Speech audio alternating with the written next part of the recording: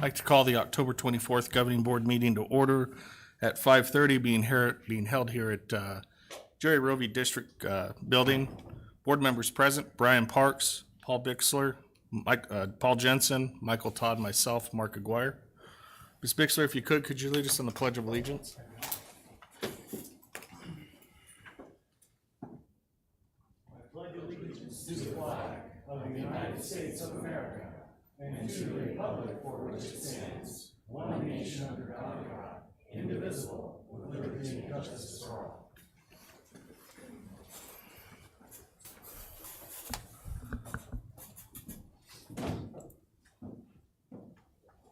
It is recommending the governing board approve the regular agenda form consistent with board policy BEDB and temporarily suspend governing board policy with which this agenda may be inconsistent. Mr. President, I move that we approve the regular agenda form consistent with board policy BEDB and temporarily suspend governing board policy with which this agenda may be inconsistent. Second. So we have a motion and a second. All those in favor? Brian? Aye. Paul? Aye. Paul? Aye. Michael? Aye. I am also an aye. Show that it approved unanimously. Item 2.1, Estrella Mountain Elementary School Report.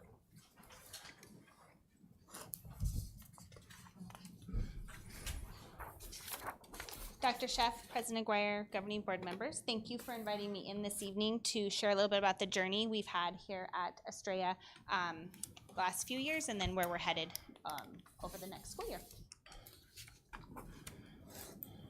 So this first slide here just highlights what our three main goals and our focus is on our campus currently for this upcoming school year. The goal one is quite lofty. We have set ourselves a goal of 100% of our K-3 students will be at or above benchmark on the Acadience in May 2023. Goal 2 is that 100% of our teachers will be proficient or higher when scored on our LEDC continuum. And then goal 3, we aligned with our district goal, and we are shooting for moving from 53% at or above mastery when we look at our numbers and operations to 70%. Currently, with goal 1, our students came in, 65% of them were already at or above benchmark, and last year we ended the school year at 78%. So with our intervention goals that we have set in place and systems we have in place, we believe we'll be able to hit that goal there.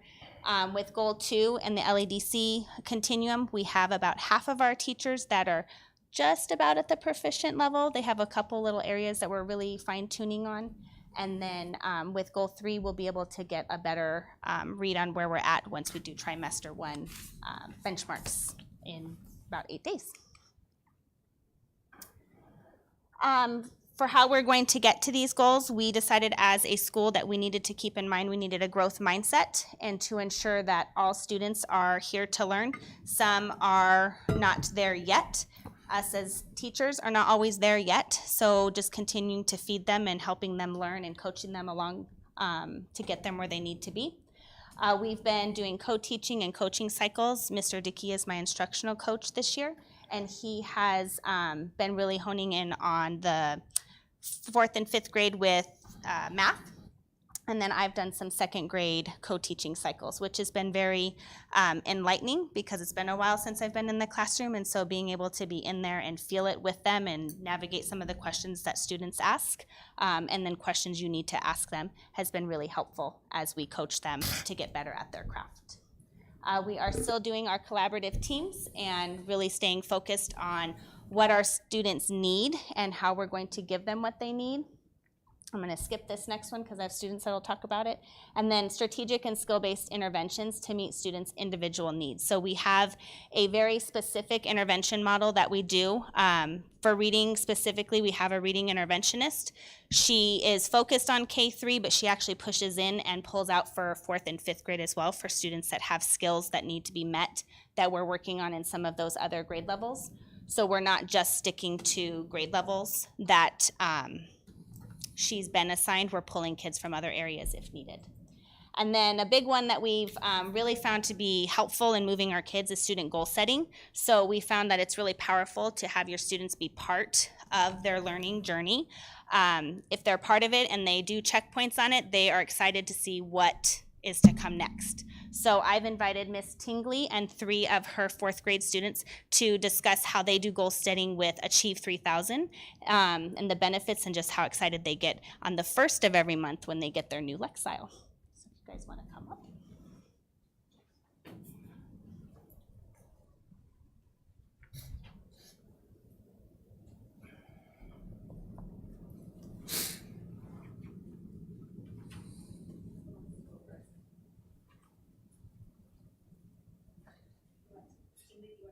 Yes, I will.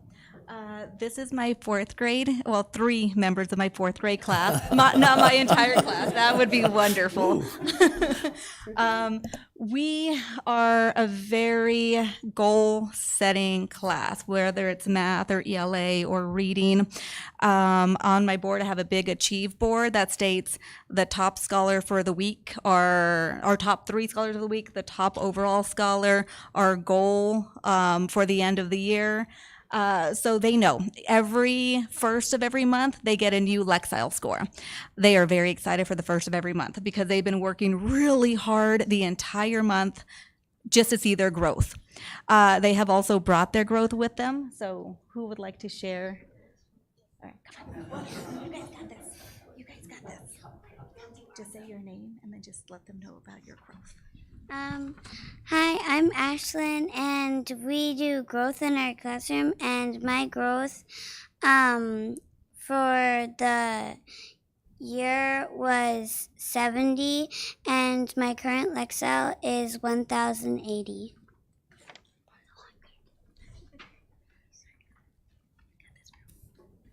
My name is Aisley, and my growth for the whole year is 205, and my Lexile right now is 1,175. My name is Camden, and my growth for this year is 130. My growth for this year is 135, and my current Lexile is 900.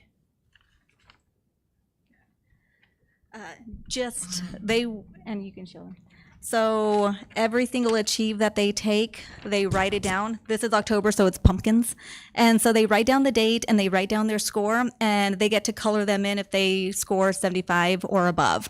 So these are the pumpkins, and we still have a whole week left of school, so they're gonna make it to the back if they, yeah, we should be able to make it to the back of the pumpkin. So it's exciting. They're always excited the first of every month just to see their growth. And it's a big celebration. Whether they've grown 10 Lexile points or like Camden 135. So it's just a big celebration. They're excited. Every day they come up and they ask, what's our score? So our class, if they get to 80%, we're having a big class party. So we get to watch a movie and they get to have popcorn. Oh, and they got to bring stuffed animals and pajamas. So it's a big party. So we've been trying to get to 80%. We're at 79% right now. So we were at 79.1 this morning, but we went to 79. But that's okay. We still have all week to get there. We are excited. Mrs. Tingley, can you give them, our audience and our board members, an idea of how much is the expected growth for the grade level? Or what Lexile level is at grade level proficiency? For right now, 600 to 900 is expected. If they come to 4th grade at 500, awesome, because we'll get there. If they come in already at 900, like some of our scholars over here, they're in the thousands. So they have a goal, and their goals are always written up here. So one of this is just, she's already surpassed her goal. She's at 1,175. So her goal is just to go as high as she can go. So they always have a goal over here just to know where they're heading and how far they have to get there. So as far as they can go.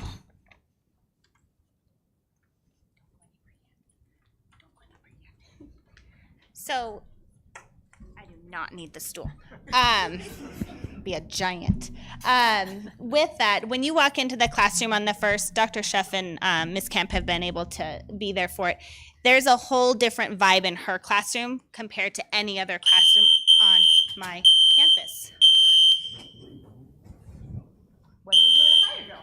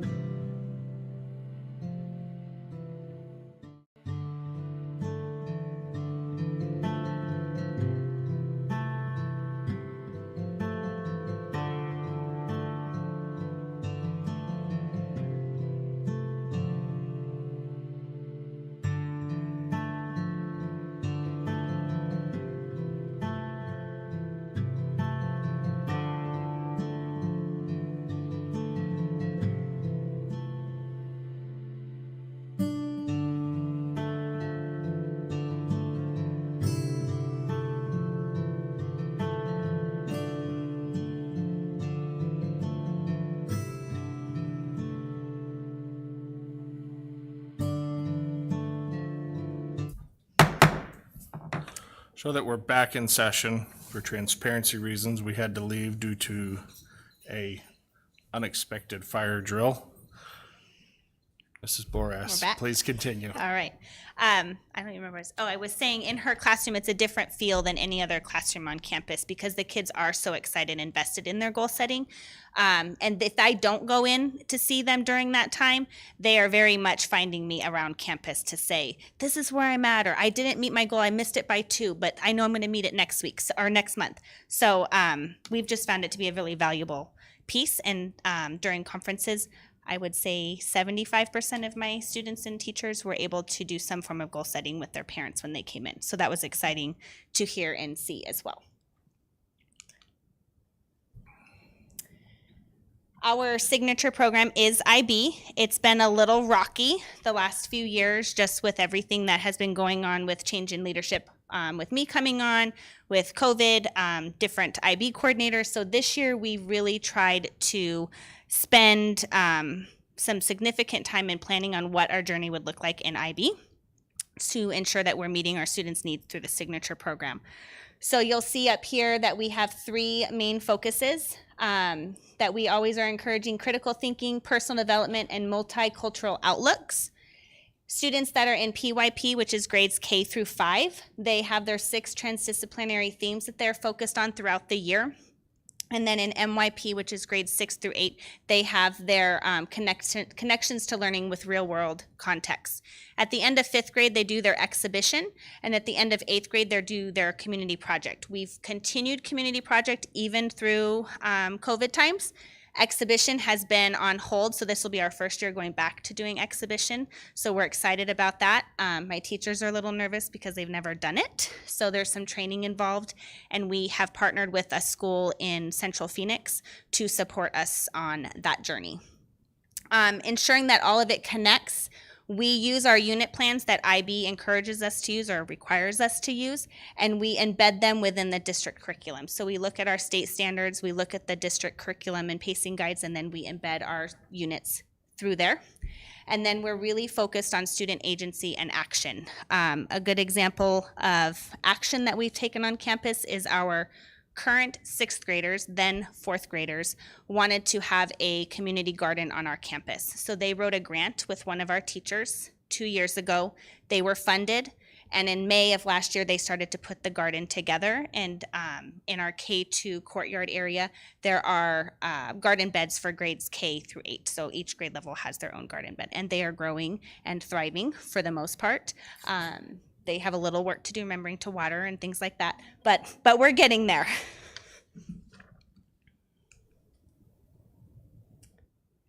These are just some photos of us ensuring that our students are learning through inquiry.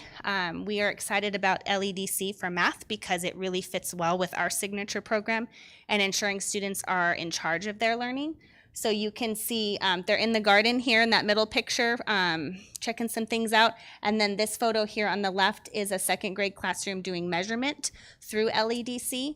And that's the lesson that I actually was in. And it was very interesting to hear students' thought process of why you don't need a ruler to measure things without us even telling them about non-standard measurement. This is from Champs Night. We like to have a lot of fun at Estrella, and family events are extremely important to me and to my staff. We're actually having one this evening. I left there to head over this way. We just like to have our community involved in the 4 walls of our school. So it's a community school. Culture is huge for me. When I came on 4 years ago, that's what I really prided myself on, was building a strong culture with our community, our staff, and our students. I feel confident in saying I've succeeded in that, and I'll continue to build that with my staff and students. I believe I have the hardest working staff in the district. They will give you 155% any day of the week. Sometimes they begrudgingly do it because they're tired and all of the things that educators are, but they're hard workers, and I'm proud of them and the journey that we're on. And with that, I will take any questions that you might have for me, and I can answer for my students if you need me to. Brian? No questions. It's just fine work. Thank you very much for all you do. Thank you. Ms. Bixler? Yeah, I do have a couple. Spectacular. I think I know, but just to assure me, could you tell me again what growth mindset looks like? Well, it means that you're open-minded to continuing to learn. So if I don't know something, I'm going to keep pressing. So it's the power of yet. So not being stuck on this student. My goal with that is so that teachers and students don't say they can't do it. You can always do it if you put your mind to it. It's just how are you going to do it? Okay, so That help? it does, and what I thought was, and the idea is that this is a expectation, or it's just what the building feels like. The expectation is to grow and learn and be inquisitive and so on. Yeah, for example, my kiddos that were here, 2 of them, they have surpassed their goal. One of them needed to grow 205 from August to May. She's already grown 220. So does that mean she's done? No. I would hope not. She's going to keep going. And so that's just the encouragement. We're trying to make sure we're hitting. A lot of times we tend to focus on those average kiddos, and we want to make sure that we're growing them and we get them to benchmark. Well, I want to get everybody to benchmark or farther. I want them to meet their full potential. And you bring up my second question, which has to do with the student goal setting. I mean, that is such a powerful thing and to hear them speak was really good. I wish they were still here, because I was going to ask them if they enjoyed the process. Do they like sitting down and putting goals? So I'm going to ask you, have you had comments? I would say yes, they do enjoy it because they look for it on November 1st. So on Tuesday of next week, they'll probably be tired from trick-or-treating, but I guarantee you it'll be the first thing that they ask Mrs. Tingley to be able to do, because they just want to see how far they've come and then where they're headed next. And the steps within that model are really the child will sit down and talk with the parent and then bring that information in and then work with the teacher on setting the goal. So there should be parents involved as well. Yes, absolutely. I love that model. Last thing, in your number operations, moving from 53% to 70%, bold, that takes in fractions and such, right? Mm-hmm. Decimals, fractions, interest, all those kinds of wonderful little things. I hope you do well. We are going to surpass it. I hope so. I know that's a real struggle. Is third grade where we see the most need for intervention with your campus? No. It's not. No. I would say 5th grade and 6th grade, which is why my reading interventionist is pushing in to those grade levels. So this is my 4th year with a reading interventionist, my 2nd year with her being full-time. So we've been able to create a model that works for us. We don't have paras or anything supporting her at that. So we've partnered with our resource teachers. So they help us in our walk to read model. And that goes all the way up. So my 5, 6, 8, 7, 8 teacher that does resource, she's even doing some of the interventions that we do in the younger grades. I'm sorry, I did have one final question. I really enjoyed the 8th grade presentations last year for the IB program. I assume that's going to happen again this year. Is that what exhibitions are? So exhibition is for 5th grade, and it's very similar. Exhibition is something you're passionate about. So for example, I've mentored kids that were passionate about Alzheimer's and getting information out to individuals on how to slow Alzheimer's and how to prepare your brain if you were to get it. And so it's from January to May. They do all of the research on it. They go out in the community and interview people, and then they present to the community what their action plan is to fulfill their passion. So that's exhibition. That's 5th grade. Then in 8th grade, when they finish that, that's a community project, and that there is something that you can give back to your community. So making those real world contexts, hopefully it's worldly, and being able to give back to your community. Any chance for dodgeball again this year? Probably. They liked that. Yes. Mr. Jensen? Thank you very much. You're welcome. No questions, just great job and everything. Thank you. Michael? Yes, great job. Congratulations. I think you're the first presenter to set off the fire alarm. So, There you go. guess Estrella's got it going on. That's right. Just one question. When you talked about the goals, the 3 goals, how were those goals? Where did those numbers come from? Was that district driven? Was that school driven? Classroom driven? How did you come up with those to go from 53 to 70%? They're my leadership team that we met in the summer and discussed. I drove them a little bit to get to those higher numbers because I think we always want to make sure we achieve our goals. So why not just do 60%, because that's only a 7% increase. But when you look at our trends over time, we've made huge gains. So why would we not continue to make those gains? Great, thank you. Appreciate it. Thank you so much. Thank you. Item 2.2, Dr. Schuff. I was enjoying the moment, just to catch up with you. This is our monthly opportunity to share with you attendance information, which is a nice trend from August to September. So we're still continuing that upward trend. Enrollment is up. I think today, it doesn't show in this because this was the end of September, but as of today, we were one student shy of where we started the school year with enrollment. And remember that the starting enrollment does include many students that that just hadn't yet been withdrawn with the 10-day drops. So I think that shows that continued increase. In terms of class size, I think the one that we're watching right now is Liberty 7th and 8th grade. The 8th grade is a little bit high, but the 7th grade, we've got 2 sections there, so I think that's going to be a school decision on how they allocate the staffing to even those out, or whether the teachers choose to have one larger class at 8th grade and 2 very small classes at 7th grade. So other than that, we are our class sizes look very good. Any questions? Just one question. Yep. With the attendance at Liberty, 7th and 8th grade, is that higher than you were anticipating previously with the number You mean of the enrollment? Yes. Are you speaking to enrollment or Yes, attendance? Enrollment. Yes. I would say Liberty was the hardest school to anticipate what the enrollment would actually be. So we had the projections for the demographer, overall, percent of increase over the prior year. And then we had the split between Blue Horizons and Liberty. So, and then we also tried to take as many open enrollment kids as we could so they could continue, particularly for 8th grade. We started out looking like 7th grade was where it was going to be heavier, and so we added an additional teacher there. That enrollment has actually dropped back a little bit, and 8th grade is bumped up a little bit. So I would say it's higher than what we expect. If we expected it to be this high, we would have been trying to hire for that teacher from the start of the school year. But at this point, it's really going to be a school decision whether they shift the allocation to 8th grade from 7th grade or leave it just as it is between now and the end of the year, because it could also bump back down. So do you see this trend continuing next year? I know we're kind of in a transition with Blue Horizon right now, but you think this trend will stay If the they same? keep up with this number, then we would have increased staffing for next year for But you think the numbers will stay this high for next year as well? at Liberty. Yes. It will either be this high or higher next year, I think. Thank you.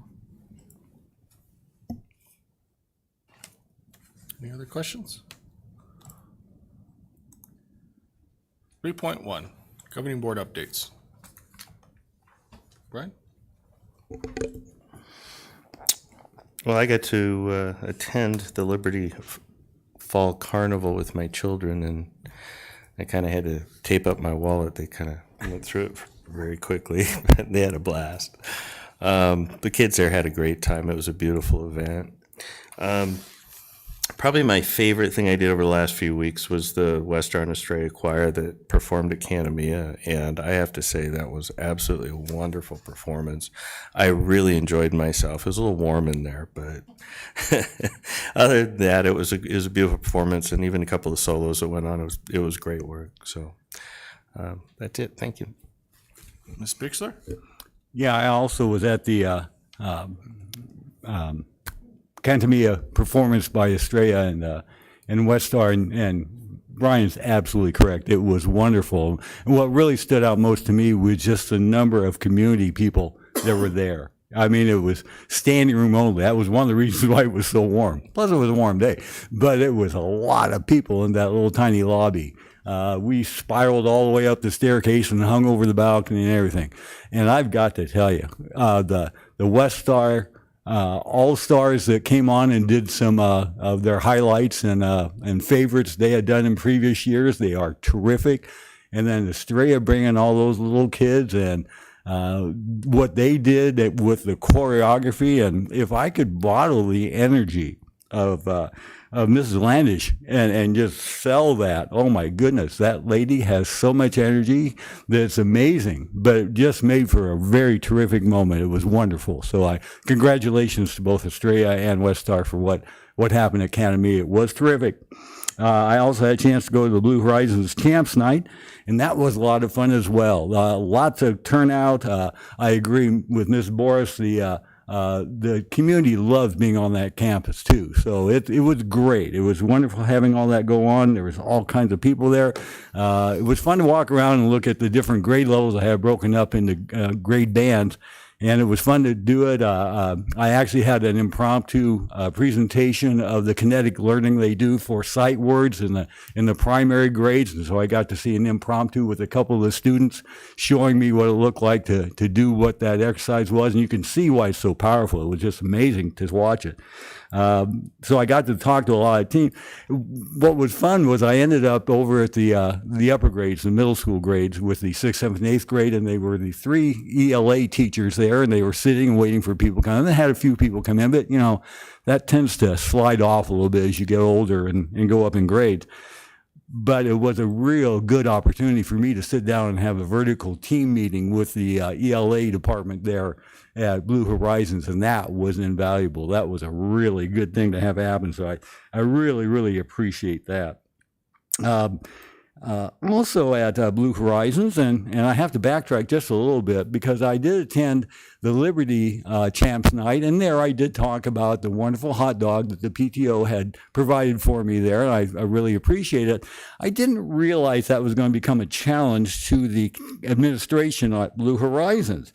So when I went there for the night, to my surprise, and after the board meeting where I made the comment about the Liberty, I did enter into a rather extended conversation with the administration at Blue Horizons about the aesthetics and attributes of a really true Chicago hot dog. And not ever having had the experience, I really couldn't add anything to the conversation. So when I got to the Blue Horizons Champs Night, that was rectified. I do want to call out Bruce Maminsky over here. He and his wife prepared some real live Chicago-style hot dogs, which I had wanted to treasure but could not because I ate them that entire night. They were gone before I went to bed, and they were delicious. I am here to tell you, Chicago-style hot dogs, worth the effort. Finally, I did go to the carnival at Liberty, and it what a terrific turnout. All kinds of fun going on. I did have an opportunity to talk with the people that were riding the dunk tank. For those of you who have never done that, there are some very specific things you need to know about riding a dunk tank to make it a somewhat more pleasurable experience for you as you slide into that water. The trick is, especially if there's a pie in the face, try to do the pie in the face right before you go into the dunk tank. That way you get to wash off. But timing is everything. Make sure you get in that dunk tank to wash off your face before a number of other people have. Otherwise, you end up with a lot of flotsam and jetsam on top of the water, so you don't want to deal with that. Great turnout. The food trucks were fun. Lots going on in this district. I'll tell you what, this is amazing how much effort is being done on each campus to get the community in. And I agree with it. And I'm here to warn you right now.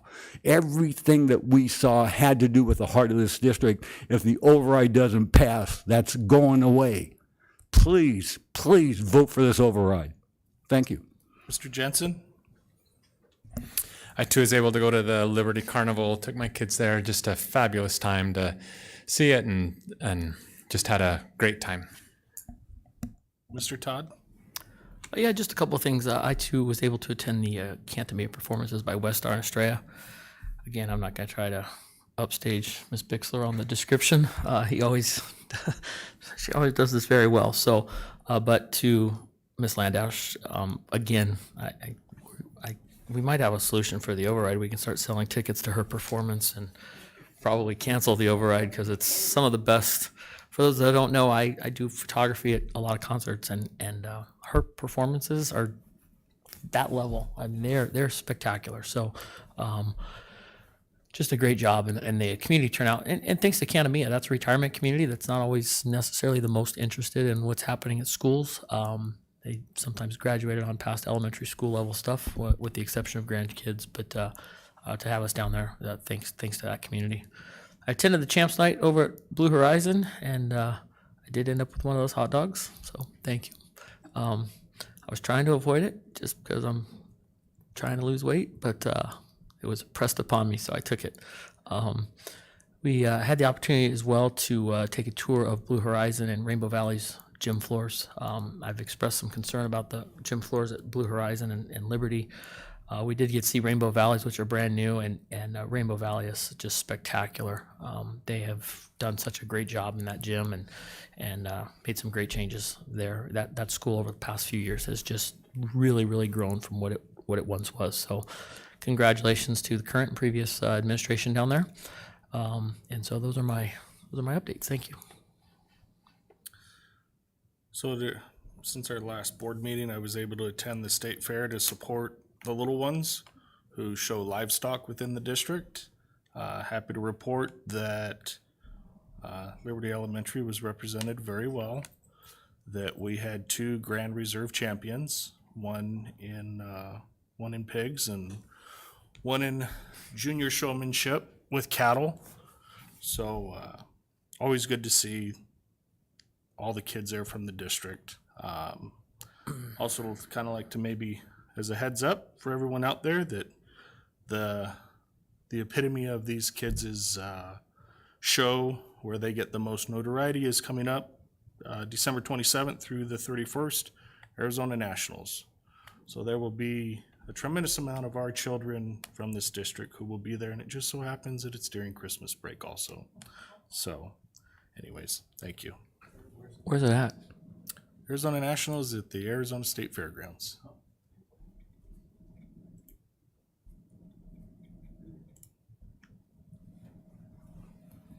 Any calls to the public? Okay. Item 5, consent agenda. Does anyone have anything they'd like pulled? Hearing none, I'd entertain a motion to approve the consent agenda. I'll make a motion to approve the consent agenda. Second. We have a motion and a second. All those in favor? Brian? Aye. Paul? Aye. Paul? Aye. Michael? Aye. I am also an aye, show that approved unanimously. General business, item 6.1, discussion of 4-day school week background and survey results. Dr. Schuff, excuse me.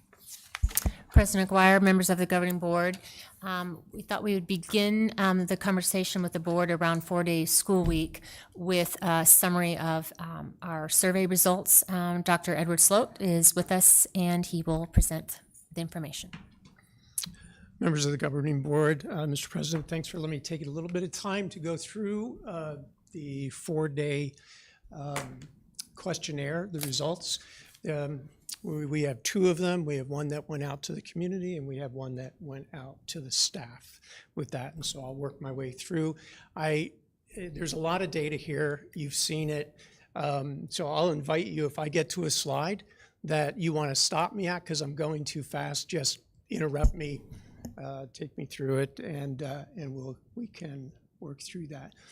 So the survey was open. This is the parent survey. It was open between September 20th and October 17th.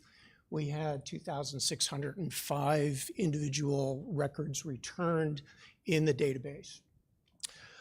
Households with, one of the questions was, what is the communities that you represent? What schools? That was a multiple response item. So there was about 311 individual responses that had students enrolled at more than one campus. The reason that that becomes important as you work through some of the statistical data, some of the presentations of the data, is that percentages don't add up to 100%, especially when you break them down by the campuses, because you have households that are representing multiple campuses. So if the numbers don't add up on some of the slides, when you try to add them to 100%, that's usually the case. There were 5 identifiers or 5 records that had no campus representation on it, but they did respond to one or more of the items on the survey itself. And not all respondents responded to every item on questionnaires. That's the way that goes all the time. So the end count that I put in, or the number of people responding to a question of an individual item, changes item by item, and that's the reason. It's not everybody responds to every single item on the questionnaire. So if you have a question on that. The first one, basically a distribution of the number of responses in the parent questionnaire by the campus that they're representing. A single household can represent more than one campus on this. So what I did was, at the very beginning, when I started to look at the data, is I wanted to get an idea of the representation of the responses on the survey to some indicator of the distribution of households or enrollment in the district, to say, is the responses that we're aggregating here representative of the community? And I did not have, at the time that I was doing this, a few days ago, the number of households, independent households per community, per campus. But I did have enrollment. So I compared the response distributions to enrollment. And based on doing that analysis, it does appear that Westar and Estrella is overrepresented in the aggregated data, whereas Freedom and Rainbow Valley responses in the data are somewhat underrepresented.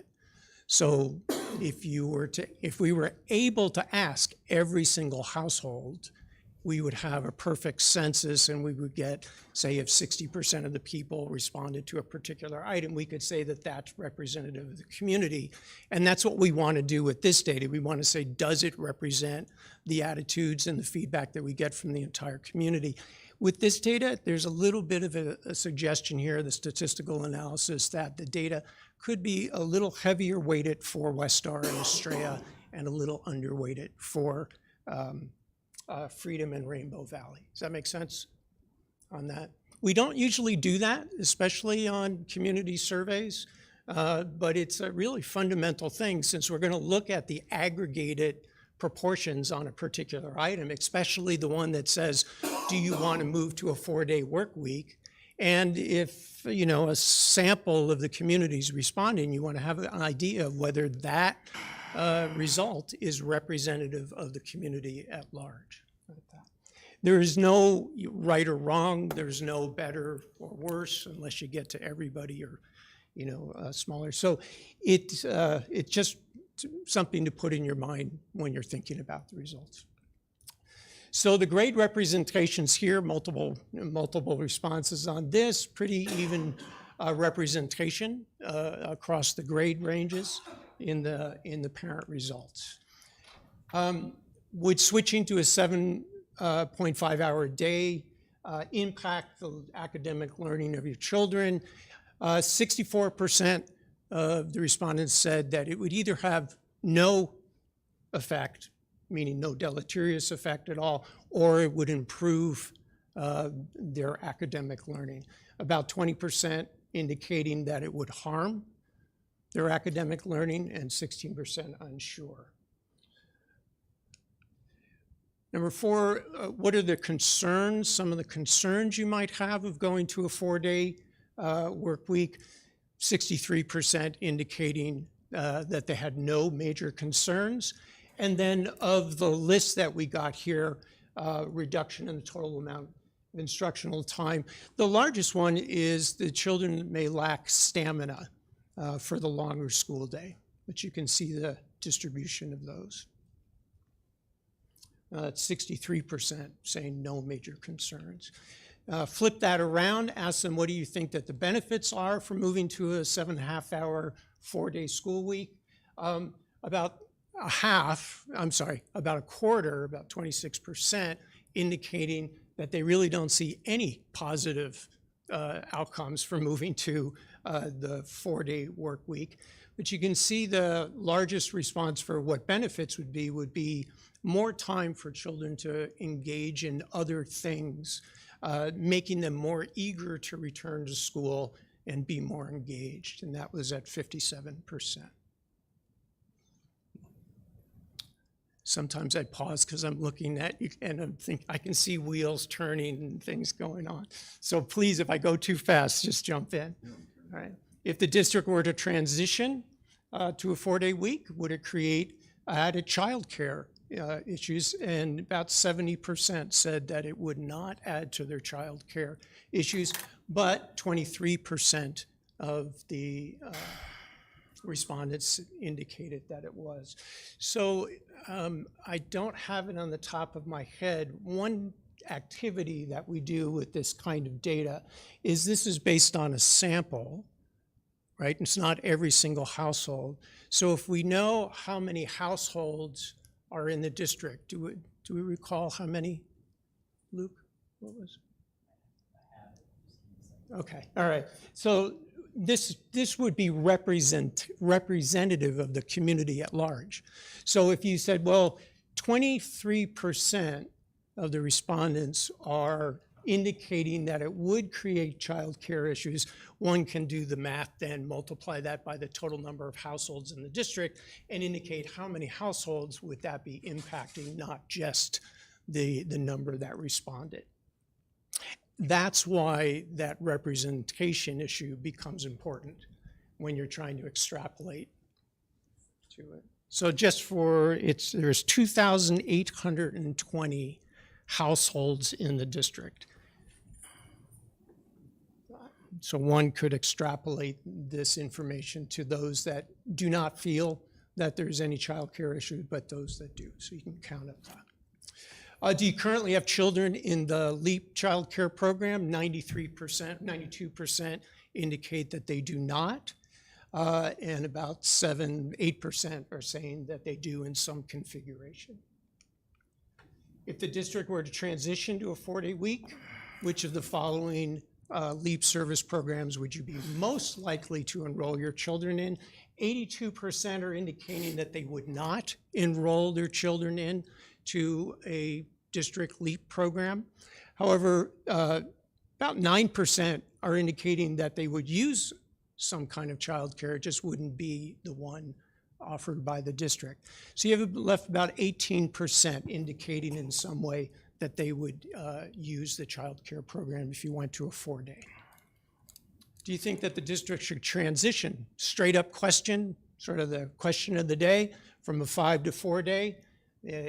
Responses indicate about 61% of the people responding said yes, 28% saying no, with about 12% undecided. So again, you start to take that sample data and then apply it to the population data to get an idea on a community level, not just the people that responded to the survey, what that might mean or imply as far as the number of households that might be indicating yes or no on that question. Do you think that the district should transition? So this is the overall sample statistic, 61% saying yes. Now, if we break that down by individual campus that they represent, again, there's duplicates here, households into multiple campuses, but the yes response looks like this across the campuses in the district. The highest being Rainbow Valley and the lowest being Blue Horizon. And you can see where this 60% comes from. That's 61% coming in as the weighted average across the campuses.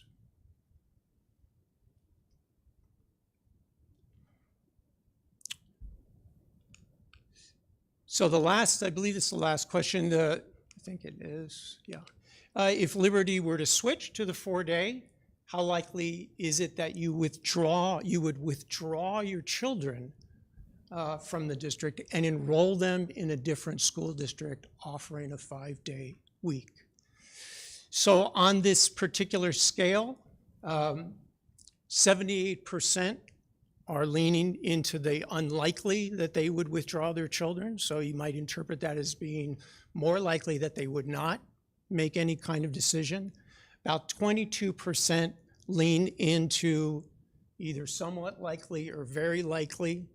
And then if you were to look at the very likely at about 12%, that gives you some sense on the 2,800 if you were to extrapolate that statistic to the population of households, what the impact might be. 22% in somewhat or very, and about 12% very likely. If you break that number down, that question down by school, the green here is the aggregated likely. How likely is it? Either somewhat likely or very likely. The blue is the unlikely or very unlikely. So you can see the very unlikely is 74% up to a high of 82%. But the green bar shows at each campus what the aggregated likely feeling is to withdraw their children. But the red numbers, the 12%, the 11%, the 13%, are the very likely responses by campus. So again, what is the proportion of very likely that would withdraw their children? It's the red number that's in the green box. Okay, so that is a whirlwind tour through that rather extensive survey, and I'm glad to open it up for your discussion and any questions you might have for me. Michael? I'm not sure it's a question for you, sir, with all respect, but Dr. Schuff, maybe you can help us with the numbers talking about LEAP. Are those numbers for Friday, will that be enough to sustain LEAP 5 days a week? The data showed, I believe, that about 10% more families would want to participate in it. So that would show an increase. Currently, right now, we have, I believe, about 40 students on wait list, and that is dependent on the ability to have staffing. So we don't have enough staffing to be able to offer it for these additional 40 students that we have right now.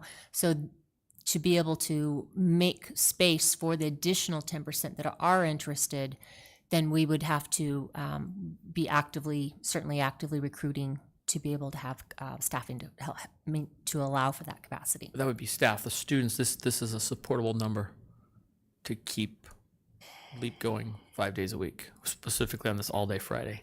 We talked about maybe having to move it. We particularly put in the dollars, yes. Okay. We added the dollars there so they could see kind of the price tag and make sure that they knew what they were asking for. And so that tells us there would be an interest for that. And then I think if this were to move forward, our next step would be to start to talk with people about the LEAP program, make sure we've modeled it for the services and the price point that would get the best supply-demand ability to fulfill it. Great, thank you. Mr. Jensen? I don't have any right now. Ms. Bixler? Thank you. Thank you, Mr. President. With less than 25% of the entire possible responses responding, is that statistically usable? It's statistically usable, but I think your question is it representative of the community at large? So there is no sort of hard and fast cut mark that says if you don't get 80% back on your sample or your survey activity that it's magically unrepresentative. And you could think of it in terms of the Gallup poll. How many households do they sample to understand how the entire nation watches TV? It's a really small number compared to the total number of households. Yeah, So it's a it's more- surprising number, yeah. It's more about the representation of the data that we have to the households in the community at large. So if you were to have a random representation of 10% of all the houses, 280 houses in the district, but that 280 responses were representative of the distribution of ideas and attitudes and thoughts of the population, then that is a much better statistic than having, say, 500, but it's not representative of an entire sort of category. So it's a great question. There is no cut mark on the response, but it does beg the question when you send the survey out to a community of nearly 2,800 and we get back, a small proportion back. Yeah, and because you work with us all the time, the number would freak me out just looking at it and saying, oh my gosh, you got 75% of your people not responding. But really, in your working with the statistics, that's not an unusual thing to see happen. No, it's not. The tricky part of doing this kind of work is assessing the representation of the data that you are looking at. And that's why the first thing that I did was look at the distribution across campuses. And then I think the first email that I sent when I joined the district on this was, could I have a data file of the enrollment? And what is the household count in the district? Fortunately, I didn't have access to the households per campus at the time I did the analysis, but I did have the enrollment, and that's where that's the first thing I did. I didn't even look at even the rest of the data. It was really just look at the total response broken down by the demographic of the campus, try to compare that to some distribution that represents everybody in the district, which in this case was enrollment. And then I did the chi-square test of representation on the distributions and to see. And it's likely that those two campuses of West Star and Estrella are slightly overrepresented, whereas Freedom, and I'm forgetting the other one, that was somewhat underrepresented. And if you ask me how much, like what's the bias? Is bias in there? What's the degree of the bias? There's no way to know that. Yeah, that sounds like a nasty question, and although I would think about asking it, I probably wouldn't. Dr. Seff, 8%, according to the survey results, 8% of the people that are not involved with the LEAP program, at least the respondents. Is that kind of the ballpark number of the number of kids that we have involved right now, that it's about 8% of our total population of students? I think we looked at it, it was pretty similar, but I don't have it here in front of me to know for sure. Yeah, and just from my knowledge of our enrollment numbers and looking at the number of students that we've had in the past in LEAP, it seemed like it was pretty close to the same thing. So, Mrs. Camp, do you know the total number of LEAP students we have? I don't have it right here. 184? Of around 4,500 students. yeah, so it's pretty close. A little lower. Or we're running a little lower than that. All right. And I have just a general question. We are consistently seeing a couple of campuses being overrepresented in surveys and a couple, and this time I think 3, underrepresented. In your term here, I'd sure be open to the suggestion how to get that participation of those 3 campuses up so that we get to hear more of their voice. But I'm not asking for that now. I'm saying at some point I'd sure be interested to hear a conversation about that. So, thank you. Brian, questions? Yeah, it's interesting. There's actually a lot of data here, and one of the things I've learned with data is sometimes we can dig too deep into individual pieces of data and not step back and take a look at what it's really telling you. Representatively, it's pretty clear here that we have roughly 60% of our school population is represented. That seems to be for the 4-day week. Now, if you go through a lot of the data, it appears that same representation is repeated over and over as not being very disruptive for that group of people. You start getting down into the 40, 30, 20%, it becomes very disruptive. And that's my concern looking at the data. So it doesn't have to be exact data that we're looking at, but we can get an idea who this is going to really affect and the outcome of that. So thank you for your work. Couple questions that I had was the one study session that we had there was a lot of pushback at the very last one, and it was revolved around our most special needs children and IEPs, and what that would do to them to go to a 4-day week if some of their IEPs aren't being met on 5 days. And one question that I have is, is there any way that it can be worked that our special needs children can stay on a 5-day week so that we're not interrupting their lives? It's just something to think about. I know that that's going to take a minute for you guys to look at. One other question that I did have is, I heard a lot about LEAP and the staffing of LEAP, or should I say lack thereof staffing. And one question that I did have is there any way to take some of the support staff that would quite possibly be hurt by the 4-day week and roll them into LEAP on that 5th day to make them whole, but also to make the LEAP program whole itself? We did look at options where people who might lose hours on a Friday, and where's the opportunity Monday through Thursday, their legitimate time with kids or time in programs, and or the particular concept of, would they, I think Mr. Nuttall could speak to talking with transportation drivers to say, would you be willing to do something else on a Friday? Keeping in mind, though, they earn a very different rate of pay, and so they would be accepting work at a lower rate of pay than what they would be as bus drivers, in fairness to the other employees who do the same job. Mm-hmm. So is that something that can be looked at of, I understand what you're saying, but also making those employees whole, but also in turn that makes the LEAP program whole from a staffing point, so that if folks want to be able to use the LEAP program, that the LEAP program is there.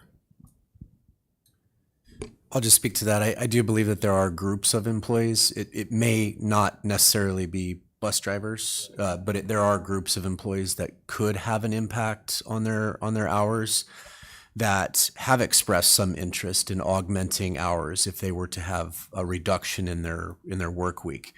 The one caveat that could come into play, and certainly we'll look into it on an individual basis, would be the additional requirements and qualifications needed to be an employee of LEAP, which I don't think is a hurdle that can't be overcome. It's just a hurdle that needs to be addressed. Understood. Yeah, and I that's why I was wondering if there's any way that you could take that back and maybe come back with some things, because that's what I'm hearing kind of in all the presentations that we've had at the different schools, is it had to do with LEAP, had to do with lack of employee representation or employees in the LEAP program, but then in a lot of the presentations had to do with how do we make folks whole who will be hurt if this does happen. One thing that I didn't see in any of the school presentations that we had, and I don't know how you could bring this to us, how many children are going to go without a meal on Friday? And the second part of that question, is there any way that we can make it so that doesn't happen? Whether it's through donations, I'd really like to hear that. I'd like to know what it takes.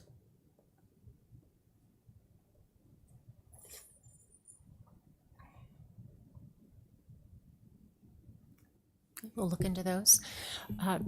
The survey was everything that you presented for me. Fantastic.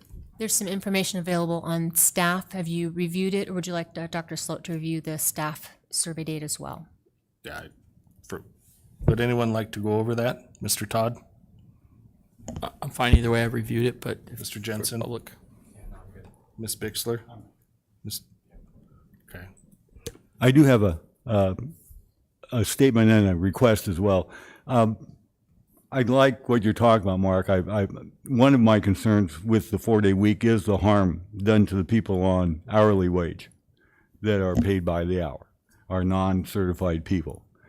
Is it possible to get some thoughts on what other alternatives could be done for those people as far as helping the district on those days where they would say normally not be driving a bus? What other options are there? I could share with you, Dr. Sloat, you can sit down, I think, unless you want to keep standing there. Yeah, sorry. Apologies. Should I Apologies. start to rock back and forth? Apologies. Yes. sir. Thank you very much. Thank you. The background slides, where and if you could pull those up, there's some information there certainly about option 1, 2, or 3 in terms of the budgeting aspects of that. I would point you to this is the cost impact, but the option 2, really going essentially employee by employee. We had actual employee names, the number of hours they're currently working, the number of hours it seemed reasonable to have them be able to continue to work during the Monday through Thursday time. And that is without doing, above and beyond with assigning the bus driver to work something with IT, the bus driver to work something with maintenance. And that was also dependent upon each, Mr. Nuttall interviewed the food service workers and the transportation drivers to just see their interest in wanting to make up that time. And he found that some did. Maybe it was a 60-30 split, you can speak to that. But so really we've gone almost employee by employee to say how might we maximize the hours during the week that we already have Monday through Thursday. For example, paraprofessional has 5 hours. We could easily make that 7.5 hours per day and take some from the Friday to the Monday through Thursday. And Mr. Nuttall can speak to some examples with maintenance and transportation. So we looked at several options within the actual school day as an example for drivers. So we know that they drive early in the morning, and then in the middle of their day, they have a period of time where they're not driving. Now, there are some needs across the district for midday driving. So in meeting with a transportation supervisor, we talked about what some of those options were. And there are routes, as an example, for special education students in the middle of the day. We've identified who those are. We've identified how much time that takes. And we've identified the number of drivers that we would need to meet those needs. So of the 31 drivers that we currently have, there were just 6 drivers that said, I'm not interested in doing that at all. Because the reason I work a split shift is because I work a split shift intentionally, right? So we took those and said, okay, of those folks, do they want to work 5 split shifts as opposed to 4 split shifts, right? I mean, because if they work 4 split shifts, it's going to obviously impact 2 primary areas. Number 1 is their overall income, and number 2 is the possibility of a benefits impact to them. So those are a couple of factors, but we did identify all but 6 drivers that could pick up additional hours to minimize an overall impact to their income. We did the same with food services. The difference is that food services doesn't really have additional needs. And so we asked them, would they be interested in some things like crossing guard duty at the end of the day? And many of them said sure. Many of them said that they would be interested in assisting with, reading intervention or other types of in-classroom needs. The cautious component about that is now they're operating outside of the general scope of what they've been trained to do specifically, and so we would need to augment some of the training with that. But every single one of the employees in those 2 categories on an individual basis and a name basis was interviewed to determine kind of what those needs might be to be able to meet some additional hours of work. So let me add to that. So if a food service worker was to get additional hours, now that comes out of a different budget. So if we give them duty, extra supervision duty, we could, oh no, we could absolutely use the help for that. But we don't have a budget line currently for that. So now you're talking about a budget increase, not a budget neutral or a budget saving situation. So in some cases, where it's a maintenance operation to maintenance and operations, we could potentially do that. Another way, the Model 3 option simply takes the dollars that would have been saved and then redistributes that across the wage schedule. All employees in that support staff wage schedule then can earn a higher hourly rate with that savings, if you will. And so that's a different way to make it up. You don't have to do it in hours. You simply do it by increasing their hourly wage. But that then wouldn't happen to just a few employee groups. It would occur with all of them to be able to keep your wage schedule intact. So there are some things, but there are some limitations as well. And working with the increase of pay solves the one, but that still doesn't really take care of the benefits question, correct? Correct. So we, in this table, if you will, of all the employees impacted, we know which employees and how many of them might be impacted by the overall insurance, loss of insurance benefits. So it's not so much as what the trust will pay for, it's what the district policy is. So our policy currently is 30 hours or more. So if we were to say all the food service managers, it may be that there's work to be done on Fridays for a food service manager, there's ordering and other kinds of things. If let's say that their hours were cut and it comes down to 28 hours and we're trying to say we need to maintain that, then we would have a policy then that anyone in the district who worked 28 hours or more then would be eligible for benefits. And then you now have an add back in the budget for anybody else. So it's really not that things can't be done, it's just we have to understand Right, we're losing the impact of the cut itself because we're adding back more expenditure. Sure. There's a way to implement this if you're looking for a budget neutral and a no harm to support staff model. There is a way to do it, and I think by and large, talking to committee members, we heard it in the surveys. We heard it in the public hearings that overall the sentiment is try to do no harm to our support staff. And I think in reality, we all agree with that. And I just think we can't determine yet if we were making a recommendation of implementing to go with Model 1, 2, or 3 until we know where we sit with the override, because there are other big things that we would equally or less or more important that the board will want to decide and determine. So, And that was another question I was going to pose is really we're kind of waiting till after November 8th because we don't know what that outcome is, and that could have a big impact, at least in my feeling. yeah. First question is, do you want to move forward with it? Second question is how do you want to move forward with that? And the how part, I think for sure we can't get to until we know more information. And frankly, not even immediately after the election, because if the answer is no, then we have to study many other factors in the budget. So we could be weeks to a couple of months away from really having a solid direction of how we would be going about implementing this. I think what I discovered through all of this, and there was such detailed work and information to go through, there's some key areas that we're struggling with, and I just want everybody to keep in mind what I saw. We can overcome some of the issues we're dealing with still with a 5-day week.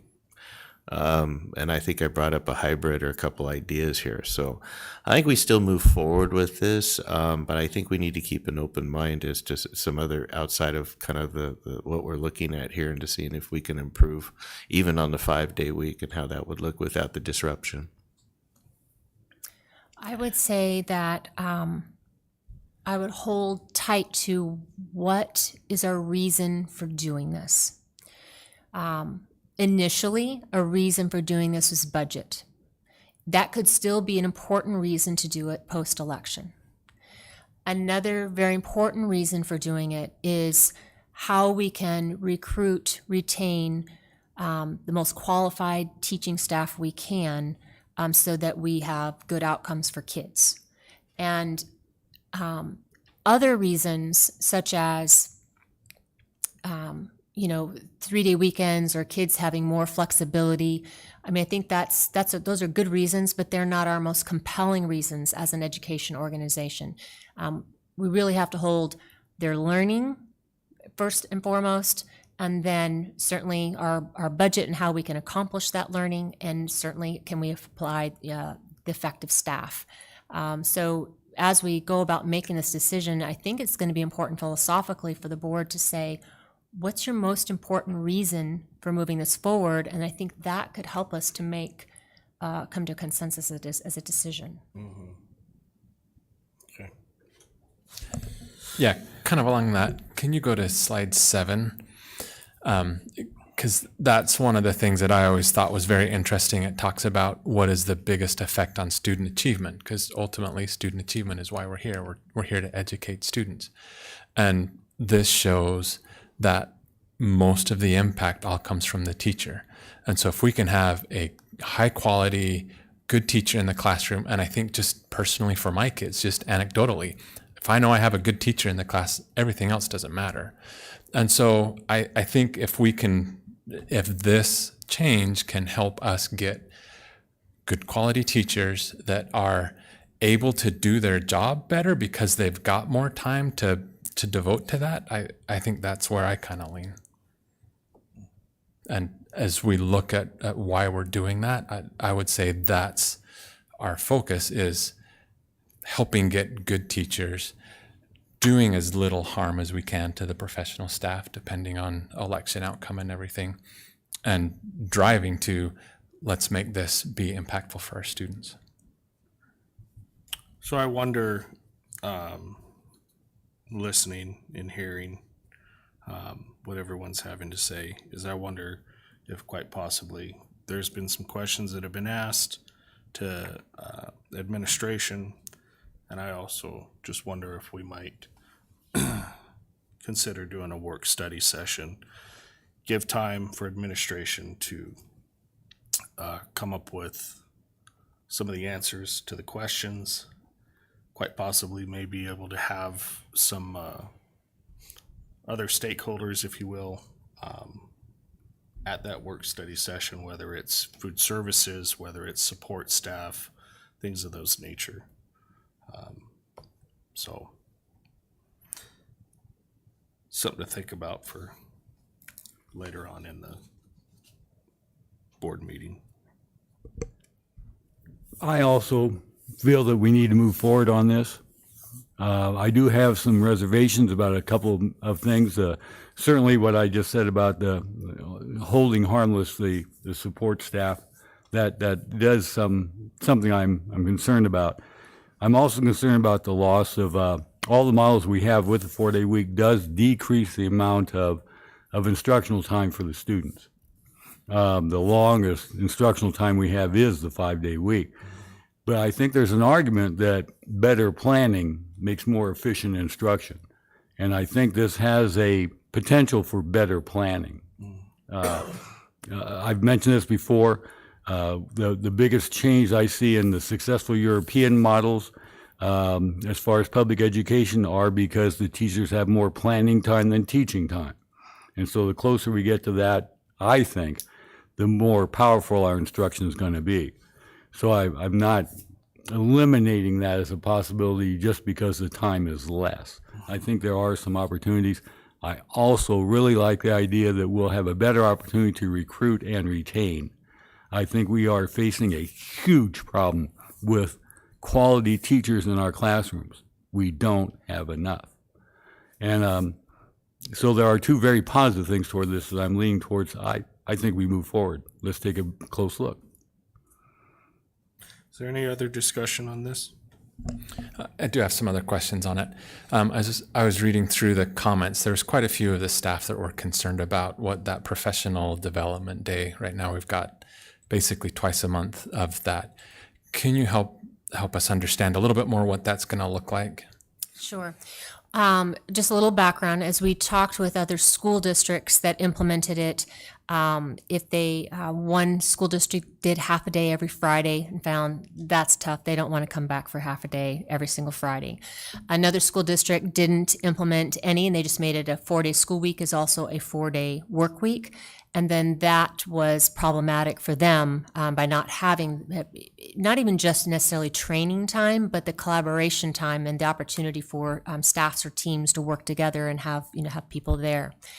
Another school district has implemented it with 1 day per month, and is finding that, while from a training standpoint, that is sufficient, but it is challenging for the principals. That's if they only have 1 day per month out of the entire month, so 9 or 10 days per year, when they have the opportunity to bring their staff together. That was impacting things like culture, community building amongst the teams, much like we had that struggle during the pandemic when we were teaching virtually. So with some of those ideas, we modeled this at 2 Fridays per month. It doesn't mean we need to stay at that. So, it could, from a standpoint of, and we modeled it at less than a full day. I think we modeled it at 6 hours of actual 5 hours of collaboration, professional learning time with an hour of potential travel if there was travel. So that could certainly be expanded to 1 day, and we would come relatively close to, a similar number of hours. But the downside for principals of bringing their teams together and being able to respond to things not monthly, but maybe, right now they're responding to things weekly and making adjustments. With this new model, we were thinking that'd be like every other week. Now that would take them down to responding and looking to things on a monthly basis. So it could be. I think our intention all along was if the board was to implement this and vote to implement it, our next step then would be to work with our teachers and our principals to, model it how they feel like that would be most beneficial and make the most impact. I think in the surveys, I saw a lot of questions around that I don't think the committee ever intended was the 2 Fridays they were off. The committee's intention was those are fully off, not to be touched, not to be people bring back in if something's important going on. So I think there is potential that we might have more teachers that would be more in favor of it than what the survey actually shows, just because they're worried that maybe they aren't really getting 2 full Fridays off every month. So I think there's latitude. I think the board has some input on that. If teachers have some input on that, we could model it how we need to. So those 2 Fridays off are really 2 Fridays off, and we're not 2 going to full be Fridays off, yes. important. Yeah. And then also the other 2 that they're in is not 6 hours of professional development sitting in a class. It's going to be it's going to be modeled to help do what's best from that site administrator and how we want to provide them. And even that time. teacher driven, more and more our principals are doing differentiated professional learning time, if you will, but that is essentially job embedded work. So if the team is choosing that they need to be working on lesson planning, they're supporting one another on that lesson planning, or they are dividing and conquering. You do social studies, I'll do ELA. Now we'll come back and talk about it, make sure we think this is a good plan to go forward. The time that they plan to look at their own data and come up with how are they going to plan the interventions for their teams. That's very team-based, targeted. And yes, it's professional learning because they learn from each other, but it's the work that needs to be done anyway. And then it's that collaboration time to get that done. That there isn't time currently with a 35-minute prep by the time you take the kids, pick them up. They might have 20, 25 minutes, and that's not even allowing for the bathroom break. So they're looking for that extended time to be uninterrupted to be able to get some of these things done. And that's a big intention of that Friday time. Okay. And then another concern that I saw in the surveys was about the impact to the sports programs. what kind of impact, or do we know what's going to impact some of those extracurricular, the band, the sports? Is there going to be an impact from going from 5 to 4 on those? Do you want to take that one? I don't anticipate much of an impact. We've already made some pretty significant adjustments due to the override component this year, which has impacted it. Obviously, a lot of that is contingent upon the override this year and whether or not we're able to put some of those things back in place. However, there's not a whole lot of middle school athletic activities that occur anyway on Fridays right now. Most schools do not practice, and we certainly don't schedule games. It interferes with a lot of the high school stuff, so we try and stay away from that. The one potential concern that I would have is when you extend the school day, you may have to have an increased number of start times for the campuses in order to transport them, right? And so when you do that, now you're getting into the 4:30-ish time frame in which you'd have a dismissal. Many of our sports are outside, and we try and get those sports completed by dark. And obviously now is the time when we would start to run into some darkness issues.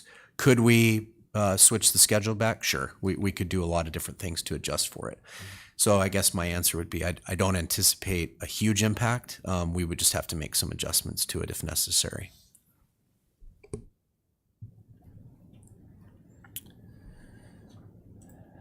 I think that's all my questions. Thank you.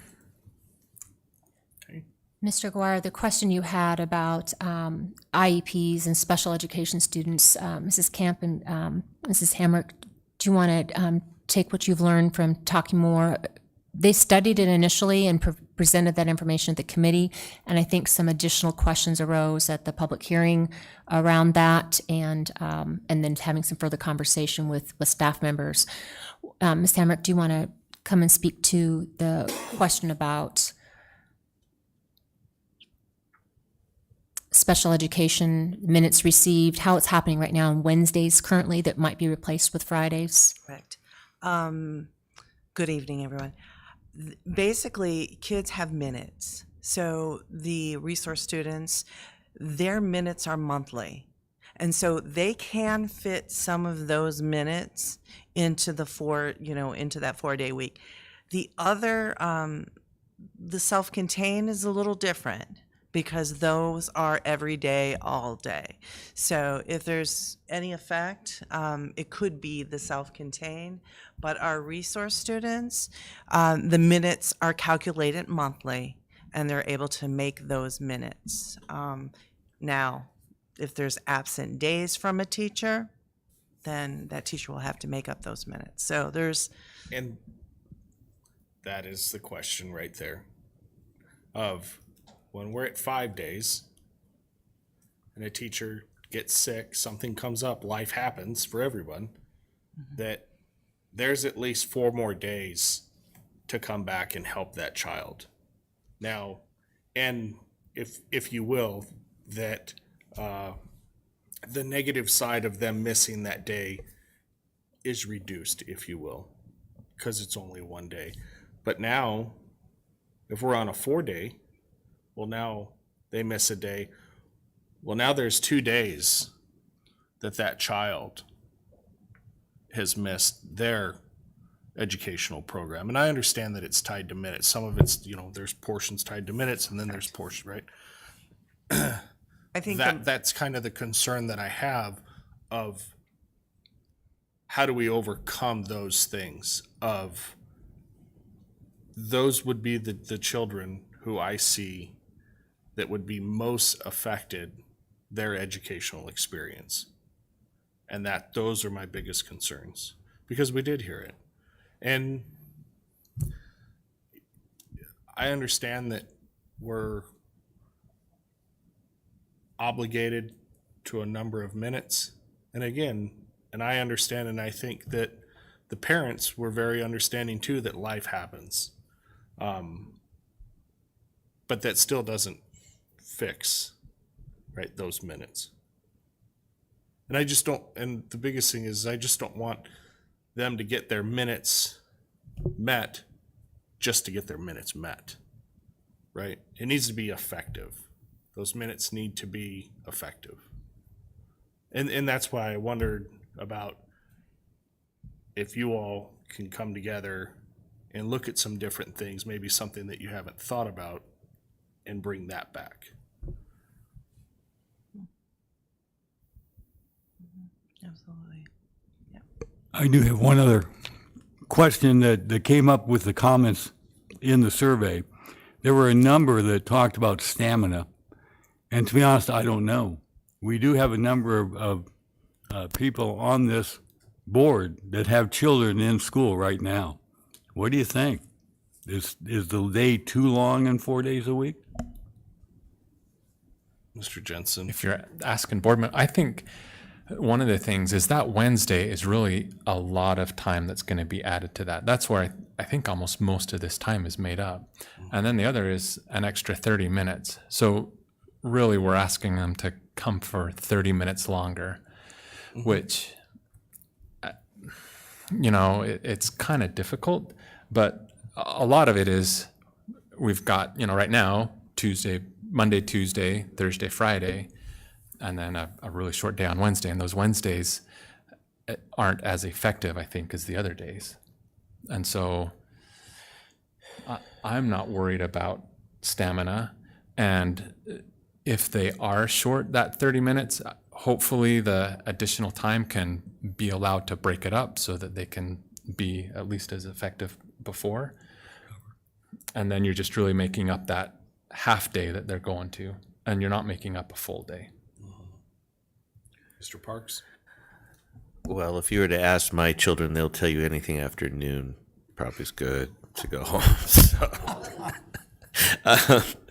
that being said, there's a couple of things I have noticed. But one of the things that we do with my boys, they're in 6th grade. When they come home, they're wiped out. They have to, we send them out to the park, go do something. And to me, getting them out, getting physical activity is the first thing to do with them before they can come back in and do their homework. As a parent, my concern is that we don't have enough exercise and free time for especially boys as it is. And I am worried about the extra time without physical activity. Most of us boys or guys know that we don't sit still very long anyway. And it is a concern. So, anyway. Yeah, for me, it's not long enough. So mine will adjust. There's enough going on in the day, throughout the day. So lots of extracurricular activities that a lot of kids get involved in, and they can go anywhere from 7 o'clock in the morning, and just as an example, 7 o'clock in the morning and didn't get home till 4:15 because of extracurricular activities. So as far as the stamina side, to me, that's for me in my situation, it's not an issue. I think the more, just my things that I've heard in the past of the more time that children spends at school doesn't necessarily mean that they've got their nose in the book for 7.5 hours at a time, that the professionals, the teachers, I trust them to gauge their students to see when they need to break up the monotony of whatever that may be. And I am not a teacher, so I would leave that up to them and what their best judgment is. That brings me to another group that I'd like to ask. I know we looked at a lot of information, parents, students, and teachers. We have a number of administrators in the room right now, building administrators. Would a longer school day create more pressure on your time through student behavior, possibly? Come to the mic if you are responding to that. While they're thinking, I will share with you what I heard from another superintendent today that implemented it. And he said that one thing in implementing it this first year, but they were surprised, it's been a little challenging to overcome, is that instead of 5 days, there are 4 days for the before and after school meetings for IEPs, 504s, child study meetings, meetings with parents. So teachers are finding that not only is it a longer day, it's even longer because they're having to fit 5 days into 4 days for those kinds of meetings. Now, if they weren't doing them on Wednesdays or something else, maybe it really still is 4 days, but just an anecdotal comment. But still, you know, in the initial survey of implementation, they are very, very much in favor of it. But this district also had their parents in the mid to high 70s in favor of it, and they're a more isolated community. So a little different circumstance, but I thought that was interesting about the 504 meetings and IEP meetings for teachers. Okay. And anything else from administrators? They don't have the courage to come up. Ms. Boras does. The sacrificial lamb. Thank you, Mrs. Boris. The question. The question is, do you anticipate or is that a concern? I know we won't know until we try. But do you believe that there might be some additional pressure on your time as an administrator in the building due to the longer day? I'm thinking some of the comments made in the comment section of the survey was that the students would misbehave more. And that, to me, would be more pressure on administration to deal with that. Do you think that's a possibility? I think each campus would probably look a little different, just because right now we're all dealing with different behaviors. I think on my campus, that's not a concern I have. I actually have an uptick usually on Wednesdays because they know it's a short day and they're going home at noon. So if they mess up at 11:30, they won't get talked to the next day. So I think, you can look at it both ways. But I don't think that's been something on our brains as what we've been as far as concerns and things go. Okay, so it's not a concern that you would, as a building administrator. Okay. Thank you. So if there's no other discussion, May I ask before we move on, just to have some other information around how to model the day for you to have come back and make, more of a decision around. So as an example, there's some options here, and I never really heard from the governing board about how you were more interested in the instructional hours. So this is a 5-day schedule, 1,134 hours in the year. 147 school day calendar, it shakes it down to 1,102, so 32 hours less. This is another one that's 37 hours, 37 hours less, but that's because of the parent-teacher conference days. And then if you move to 148 days, you can get to 1,104. So now, you can just start to see how you're doing things a little bit different. Now this gets to 5 hours. 5 hours less with only 2 early release days, but 148 days, and it's now 7 hours and 40 minutes. So the committee really looked at 7 hours and 30 minutes. If you were concerned about stamina, and you thought 7 hours and 30 minutes was pushing it, then I don't think you'd be looking and interested in a 7-hour, 40-minute day.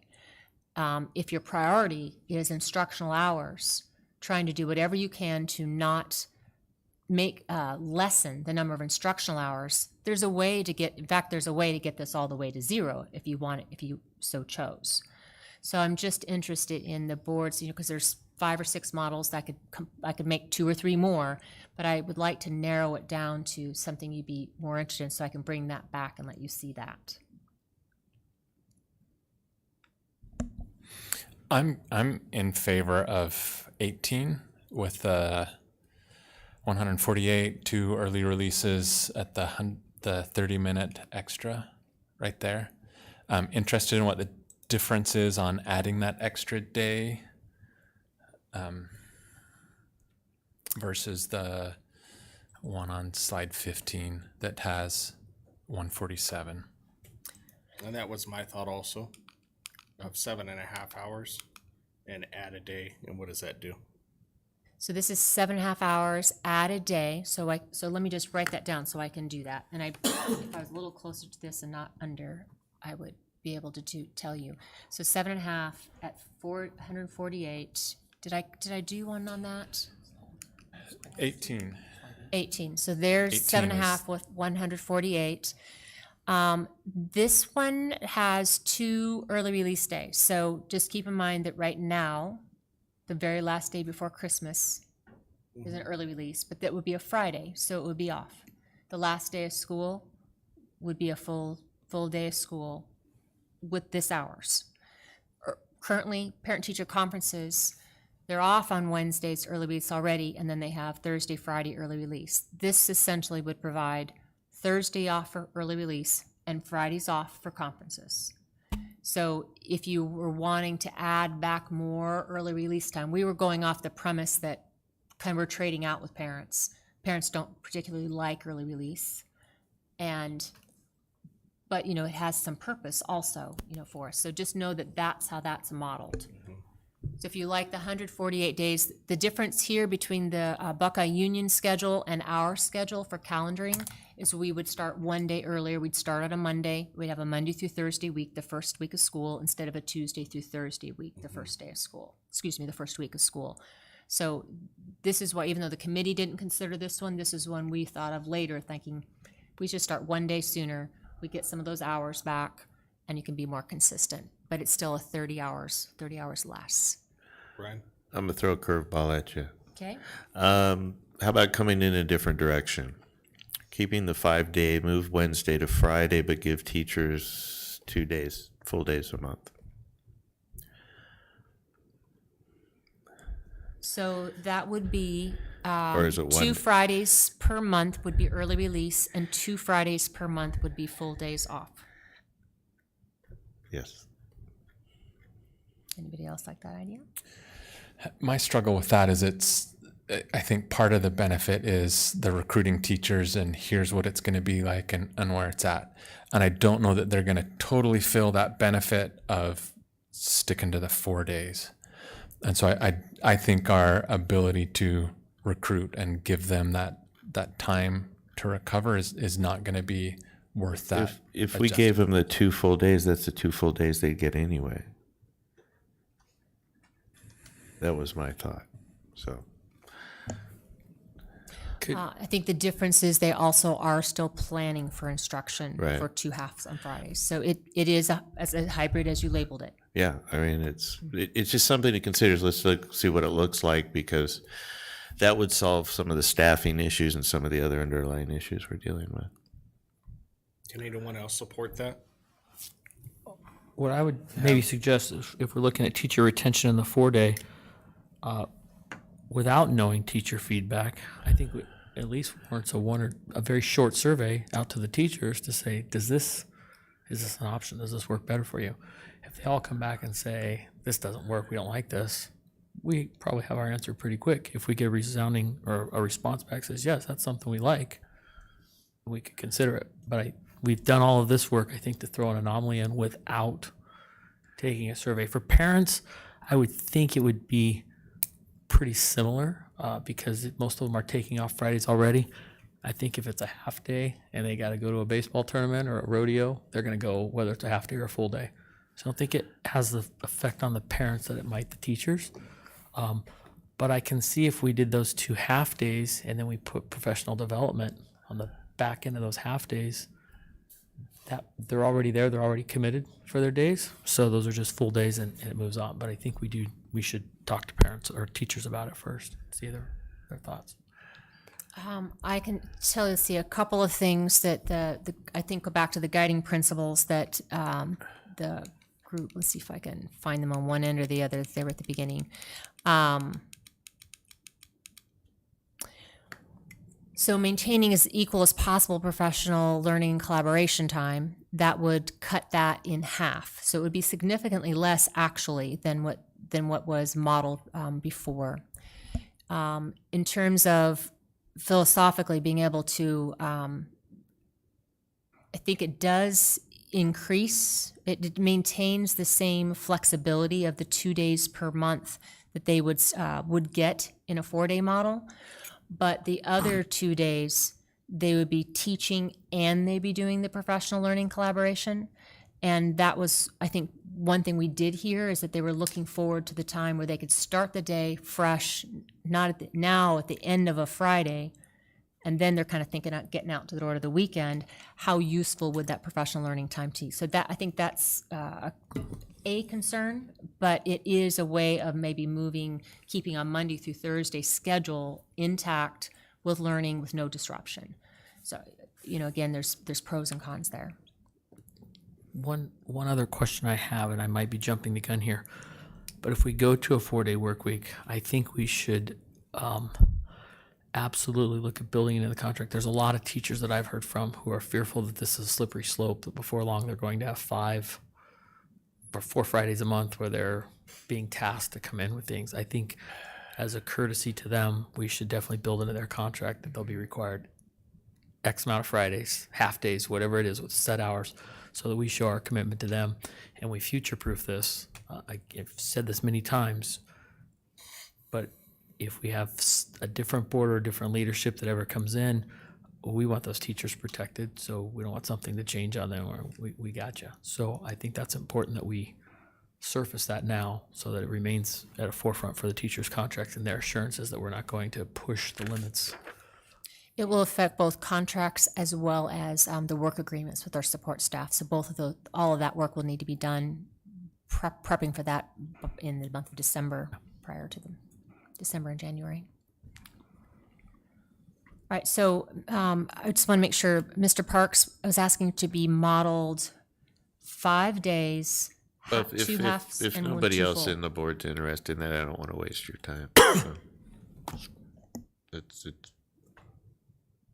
sounds like nobody else is interested in it, so I don't. I appreciate the creativity though in trying to figure things out. I think Well, you have to. I mean, because it's what I saw with this is in this process we have clear outside of the financial issues, we discovered some other issues. One of them being absenteeism on Friday. Can we tackle that? Can we still give teachers some extra time off on Friday? I mean, I just thought that opening up discussion and maybe saying, look, maybe there's a hybrid between the two. And, maybe we could work something out there. I'd still like to entertain it to some extent. I just kind of wanted to see what those hours looked like. And, yeah. Throw it against the board, see if it sticks. I mean, I'll be honest, I was thinking of that too, is how to be creative when we only had 61% of our parents. That was troublesome to me. And just, I thought about it, and I'm concerned that we minimize the impact we are trying to achieve by doing a hybrid. We may not get the wins out of it, but we still have some of the losses with it. Okay. And I don't know that it's a firm no, but unless somebody else, I was open to it, but I don't. I'm thinking now we either go for the budget, or we go for the learning, or we go for the recruitment ability. Okay. Yeah, don't worry about doing that modeling right now. If let's see what our override does, and we may not have a choice. So I think at this time, I agree with the override may change things, but right now, I think this is more of a recruitment retention than it is a budget issue for us. That seems to be I feel that's the direction most of us see this heading, and what makes most sense. I'm not sure that there's very much budget savings in this. Anything that we would save in budget, we would have to cut staff, a lot of the auxiliary staff, and that would potentially, most likely, according to the survey, make us lose some very valuable people. So we'd be a little budget heavy, budget friendly, but if we don't have bus drivers and paraprofessionals and so forth, we're going to have a hard time being a school. So I think the only way to look at this is for more of a recruitment and retention without losing students or support staff for the I or the did students. put in here, it's kind of real far down, let me see if I can find it, this. If 12% of 4,491 students, now we're about 4,500 and something, that's 525 students. So that's a pretty potential risk for financially. It doesn't say that we might not recruit some families who really like that. I mean, there's no telling. So just, want to be aware that the other budget implication, the budget savings, there's also the potential budget loss. So just thinking of all the factors. I've had several parents outside of the district ask where we're at on this because they want to come this way if we go to a 4-day. So I believe we would potentially increase, especially with a little heavier agriculture still in parts of Buckeye. I think we might just do a trade. We might trade 10 or 12% off to get 10 or 12% back. I don't think we're going to lose the overall numbers. I think those will stay very similar. And I think we can manage this with growth. I mean, our goal isn't, we're not maximizing profits in this. We're trying to provide the best education possible. And that's why when, we originally came, we said, well, let's not make this based off a budget. Let's make this based off of what's best for kids. And so I hate to see people leave, but at the same time, if we can provide a better education to those that stay, I think we'll work through that. Dr. Stuff, you had. What I'd like to do is we can continue on and keep saying the same things is what I'm hearing. I think there's some questions out there that administration needs to come back with. So again, I would recommend that we continue this discussion with just this item on a work study session, because I think a lot more work can get done. I keep hearing the same statements. And I think that we're going to really get somewhere with just a work study session on this topic. You have my support on that. Dr. Stuff, you had mentioned wanting to know directionally what way we were leaning. I'm clearly in favor of more instructional time. So 148 days, 7.5 hours, 4 days. That on 4-day week, that's what I would promote. And I agree with Mr. Aguirre. I would like to have a work study session. I'm not sure there's some outstanding questions, but I don't know that it's not, we're coming back again at our next board meeting. I don't think there's going to be that much more discussion that needs to take place outside of our next board meeting. So I'm not sure that another work study session is necessary.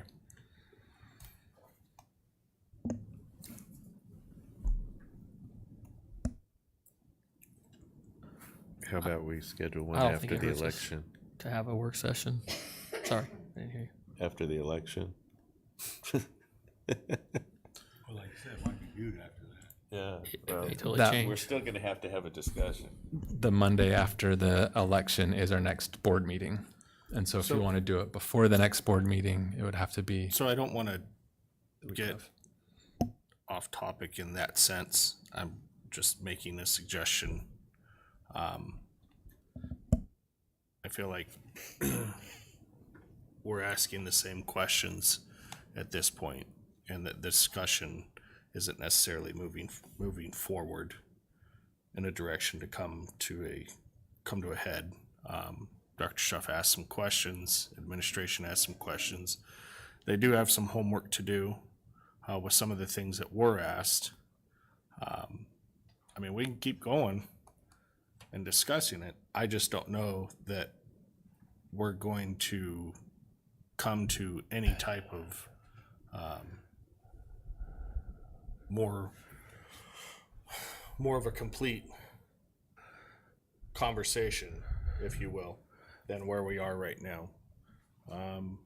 We all know there's things that determine on what our decision's going to be. For me, some of those decisions come from the questions that I asked. As far as the days, Dr. Schuff has those. And so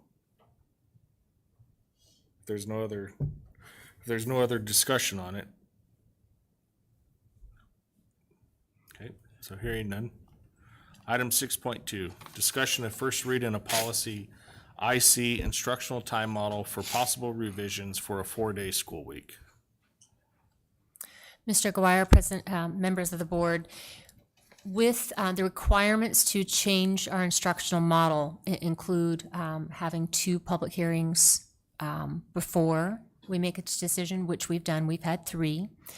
And then it will require 2 after we make a decision to, if we make a decision to change it, we'll have to hold 2 more.